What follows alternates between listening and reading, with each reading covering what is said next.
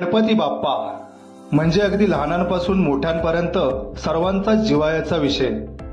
बाप्पाची मनोमोहक मूर्ती पाहिली तरी सारी दुःख लोप पावतात. रत्नागिरीतील दापोली तालुक्यामधील सडवे या गावात राहणाऱ्या मंथनने शेतातील लाल मातीपासून कोणत्याही साच्याशिवाय स्वहाताने गणरायाच्या सुबक मूर्त्या घडवून त्यांना अतिशय सुंदर रंग दिले आहेत.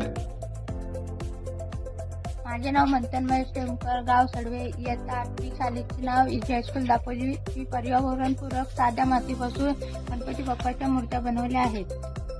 मला लहानपणापासूनच चित्र काढण्याची आणि मूर्ती बनवण्याची प्रचंड आवड आहे.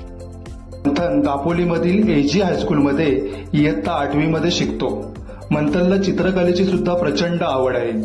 त्याने काढलेल्या चित्रांची सुद्धा एक व्हिडिओ मागे व्हायरल झाली होती. तेव्हा सर्व स्तरातून त्याचे कौतुक झाले होते.